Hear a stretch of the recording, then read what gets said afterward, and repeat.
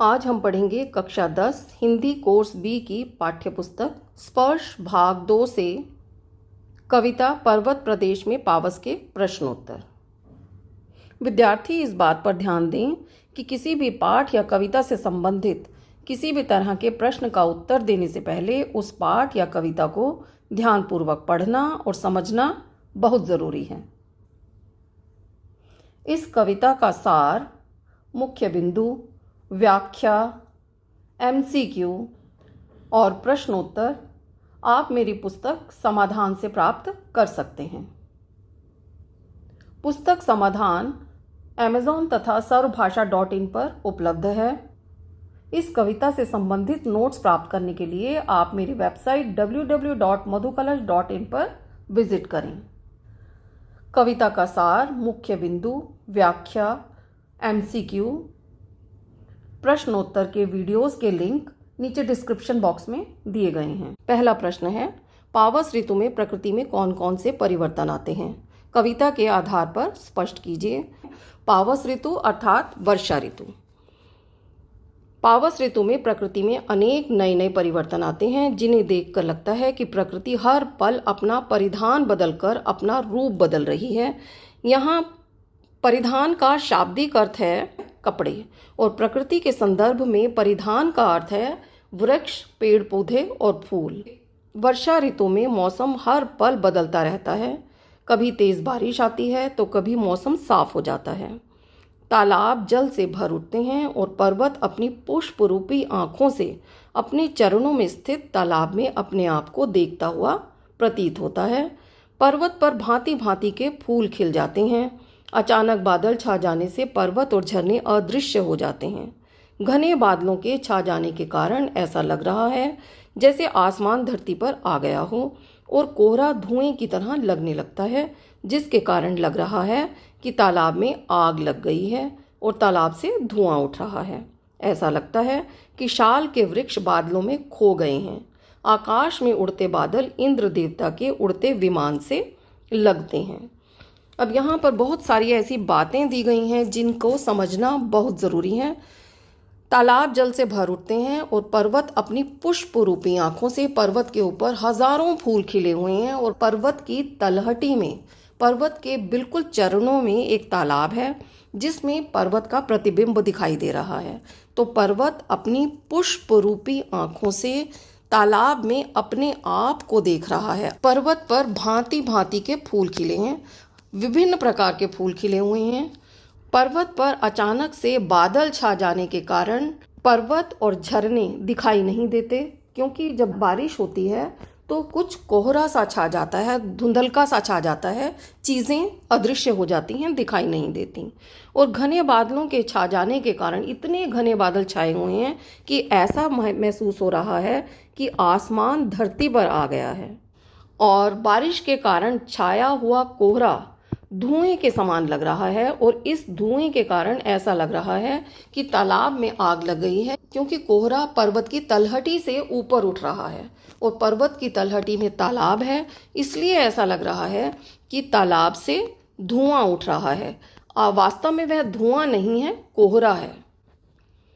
और उस कोहरे के कारण शाल के वृक्ष दिखाई नहीं दे रहे। ऐसा लग रहा है कि वे छिप गए हैं, बादलों में खो गए हैं और आकाश में उड़ते हुए बादल इंद्र देवता के विमान से लग रहे हैं। प्रश्न 2, मेखलाकार शब्द का क्या अर्थ है? कवि ने इस शब्द का प्रयोग यहाँ क्यों किया है? मेखलाकार शब्द दो शब्दों से मिलकर बना है, मेखला जमा कार, जिसका अर्थ है करघनी के आकार की पहाड़ की ढाल। कवि ने यहाँ इस शब्द का प्रयोग पर्वत की विशालता दिखाने के लिए किया है, क्योंकि पर्वत की श्रृंखला करघनी की तरह टेढ़ी मेढ़ी और विशाल लग रही है। इसलिए कवि ने पर्वत की श्रृंखला की तुलना करघनी से की है। प्रश्न 3, सहस्र दृग सुमन से क्या तात्पर्य है? कवि ने इस पद का प्रयोग किसके लिए किया है? यहाँ सहस्र का अर्थ है हजारों, दृग अर्थात आँखें और सुमन का अर्थ है फूल। सहस्र दृग सुमन से कवि का तात्पर्य पहाड़ों पर खिले हजारों फूलों से है। कवि को ये फूल पहाड़ की आँखों के समान लग रहे हैं। कवि ने कल्पना की है कि पर्वत इन फूल रूपी आँखों से अपने विशालकाय आकार का प्रतिबिंब तालाब के जल में देख रहा है। कवि ने फूलों का पर्वतों के नेत्र के रूप में मानवीकरण किया है। मानवीकरण अलंकार वहाँ होता है जहाँ निर्जीव वस्तुओं का वर्णन जीवित वस्तुओं की तरह किया जाए।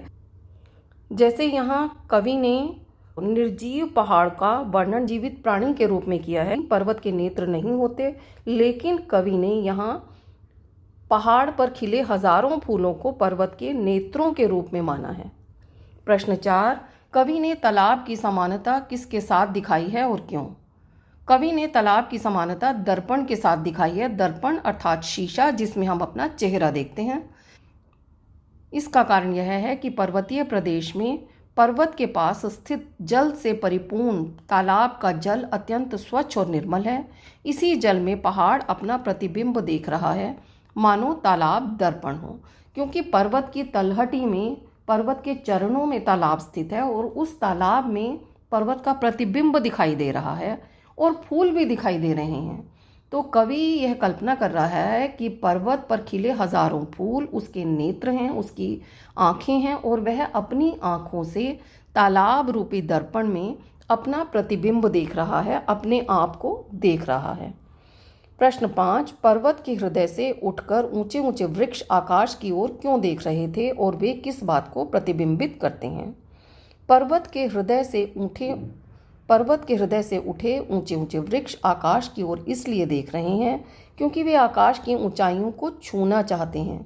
उनके हृदय में उच्च आकांक्षाएं छिपी हैं जिन्हें वे पूर्ण करना चाहते हैं और अपना लक्ष्य सामने ना पाकर वे चिंतित भी हैं और इन आकांक्षाओं को पूरा करने के उपाय के लिए चिंतनशील प्रतीत हो रहे हैं। कवि इन ऊंचे ऊंचे वृक्षों के माध्यम से मनुष्य की महत्वाकांक्षाओं को प्रतिबिंबित करता है। मनुष्य को भी अपने लक्ष्य को प्राप्त करने के लिए उस पर एकटक नज़र केंद्रित करनी चाहिए और चुपचाप शांत स्वभाव से अपने लक्ष्य को प्राप्त करने का प्रयास करना चाहिए।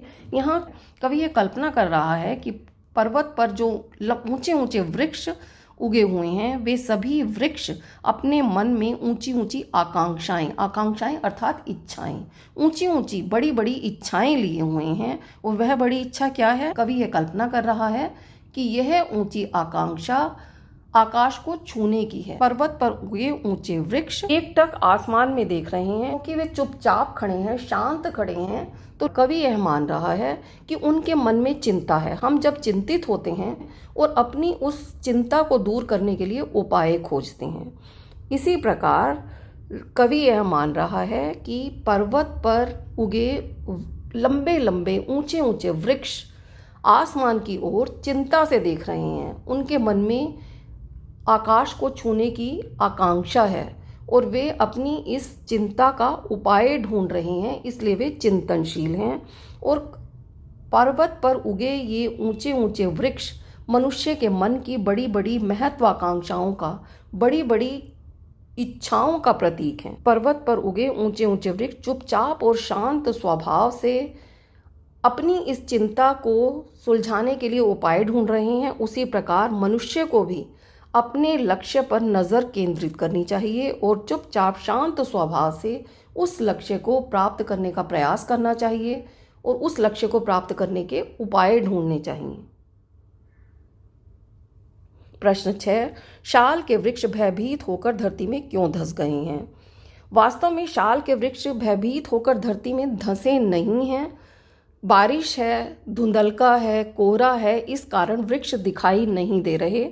और कवि यह कल्पना कर रहा है कि शाल के वृक्ष तेज वर्षा के कारण डर गए हैं और धरती के अंदर धंस गए हैं। पर्वतीय प्रदेश में जब तेज वर्षा होती है तो वातावरण अत्यंत भयानक दिखाई देता है। तेज वर्षा के कारण पूरे प्रदेश में धुआं उठता प्रतीत होता है। ऐसा लगता है मानो आकाश ने वर्षा रूपी बाणों से धरती पर आक्रमण कर दिया है। घने कोहरे के कारण वस्तुएं अदृश्य होने लगती हैं। तेज मूसलाधार वर्षा के कारण शाल के वृक्ष भयभीत होकर धरती में धंसे प्रतीत होते हैं। घनी धुंध के कारण लगता है मानो शाल के पेड़ कहीं उड़ गए हों, अर्थात गायब हो गए हों। ऐसा लग रहा है पूरा आकाश ही धरती पर आ गया हो, केवल झरने की आवाज ही सुनाई दे रही है। कवि कल्पना करता है कि प्रकृति का ऐसा भयानक रूप देखकर शाल के पेड़ डरकर धरती के अंदर धंस गए हैं। प्रश्न 7, झरने किसका गौरवगान कर रहे हैं? बहते हुए झरने की तुलना किससे की गई है? कविता में कवि ने बहते हुए झरनों की मधुर कलकल की ध्वनि का बहुत ही सुंदर चित्रण किया है। ऐसा लगता है मानो झरने मधुर आवाज में पर्वतों के गौरव का गान कर रहे हैं, अर्थात पर्वतों की महानता, विशालता और उच्चता को देखकर प्रसन्न हो रहे हैं तथा उनकी गौरव गाथा का गान कर रहे हैं। कवि ने बहते हुए झरनों की तुलना चमकदार मोतियों से की है। फेन युक्त अर्थात झाग युक्त झरने सफ़ेद मोतियों की लड़ियों के समान सुंदर लग रहे हैं, जो मधुर ध्वनि करते हुए उमंग व जोश से परिपूर्ण और प्रसन्नचित्त हैं। झरने क्योंकि पहाड़ के ऊपर से बह रहे हैं, उसका पानी झाग की तरह नीचे गिर रहा है और झाग ऐसा लग रहा है जैसे कि मोती की लड़ियां हों। तो कवि ने बहते हुए झरनों की तुलना सुंदर मोती की लड़ियों से की है और झरनों से निकलती हुई आवाज़ को लेखक निरर्थक नहीं मानता। लेखक यह कल्पना कर रहा है कि बहते हुए झरनों की जो आवाज़ है वे अपनी मधुर आवाज़ में पर्वत का गौरव गान कर रहे हैं। निम्नलिखित का भाव स्पष्ट कीजिए। है टूट पड़ा भू पर अंबर। प्रस्तुत पंक्ति में पंत जी ने वर्षा ऋतु का सुंदर वर्णन किया है, जिसका भाव यह है कि तेज वर्षा होने के कारण चारों ओर घने बादल और पर्वतों का घना कोहरा छा गया है। ऐसा लगता है मानो आकाश ने वर्षा रूपी बाणों से धरती पर आक्रमण कर दिया है। घनी धुंध के कारण लग रहा है मानो पूरा आकाश ही धरती पर आ गया है, केवल झरने की आवाज़ ही सुनाई दे रही है। वर्षा इतनी तेज हो रही है कि ऐसा लग रहा है कि पूरे का पूरा अंबर धरती पर टूट पड़ा है। उसने अपने वर्षा रूपी बाणों से धरती पर आक्रमण कर दिया है। यूं जलद यान में विचर विचर था इंद्र खेलता इंद्रजाल। भगवान इंद्र वर्षा ऋतु के देवता हैं और कवि ये कल्पना कर रहा है कि बादलों के यान में बैठकर भगवान इंद्र अपना जादू का खेल दिखा रहे हैं, अर्थात कभी बारिश कर देते हैं, कभी धूप निकाल देते हैं, कभी बादलों के कारण घना अंधकार छा जाता है। प्रस्तुत पंक्तियों में कवि ने प्रकृति के पल पल परिवर्तित रूप का वर्णन किया है। वर्षा ऋतु के कारण कभी घनघोर बादल, कभी चमकीली धूप, कभी कोहरा व अंधकार दिखाई देने लगता है। चारों ओर धुंध होने के कारण ऐसा लगता है मानो इंद्रदेव बादल रूपी वाहन में बैठकर घूम घूम कर जादुई खेल दिखा रहे हैं। गिरिवर के उर से उठ उठकर उच्च आकांक्षाओं से तरुवर है, झांक रहे नीरव नभ पर अनिमेष अटल कुछ चिंता पर। प्रस्तुत पंक्तियों में कवि ने वृक्षों की उच्च आकांक्षाओं का वर्णन किया है। पहाड़ों पर अनेक ऊंचे ऊंचे विशाल वृक्ष आकाश की ओर ऐसे ताक रहे हैं मानो अपने मन की अभिलाषा प्रकट करना चाहते हों। वे मनुष्य के मन की ऊंची ऊंची महत्वाकांक्षाओं की भांति ऊंचे आसमान की ओर अडिग होकर अपलक निहारे जा रहे हैं। ऐसा लगता है कि वे आसमान को छूना चाहते हैं। वे आसमान को कैसे छुएं, इसी के लिए उपाय सोचते हुए चिंतातुर प्रतीत हो रहे हैं। कवि ने वृक्षों के माध्यम से मानवीय भावना को स्पष्ट किया है। आगे बढ़ने की अभिलाषा से मानव मन भी चिंतित रहता है। मानव के मन में भी ऊंची ऊंची आकांक्षाएं होती हैं, जैसे पर्वत पर ऊंचे ऊंचे वृक्ष हैं और उन ऊंचे ऊंचे वृक्षों के मन में ऊंची ऊंची आकांक्षाएं हैं और वह ऊंची आकांक्षा है आसमान को छूने की। और वे चिंता में बिल्कुल चुपचाप एकटक आसमान की ओर निहार रहे हैं, जैसे कि वे उपाय सोच रहे हैं कि आसमान को कैसे छुएं। जैसे कि मनुष्य के मन में भी ऊंची ऊंची आकांक्षाएं होती हैं और उन आकांक्षाओं को प्राप्त करने के लिए मनुष्य चुपचाप शांत मन से उन आकांक्षाओं को, उस लक्ष्य को प्राप्त करने के उपाय सोचता है। इस कविता से संबंधित कुछ अतिरिक्त प्रश्न हैं। प्रश्न 1, पर्वत प्रदेश कविता में कौन सा अलंकार प्रयुक्त हुआ है? प्रश्न 2, इस कविता में मानवीकरण अलंकार का प्रयोग किस प्रकार किया गया है, स्पष्ट कीजिए। प्रश्न 3, पंत अर्थात सुमित्रानंदन पंत प्रकृति चित्रण के सर्वोत्तम कवि हैं, स्पष्ट कीजिए। प्रश्न 4, मद में नस नस उत्तेजित कर पंक्ति का क्या आशय है? प्रश्न 5, इंद्र देवता किस यान में विचरण कर रहे हैं? प्रश्न 6, उच्च आकांक्षाओं का प्रयोग किस रूप में किया गया है? प्रश्न 7, घने बादलों का ताल पर क्या प्रभाव पड़ता है।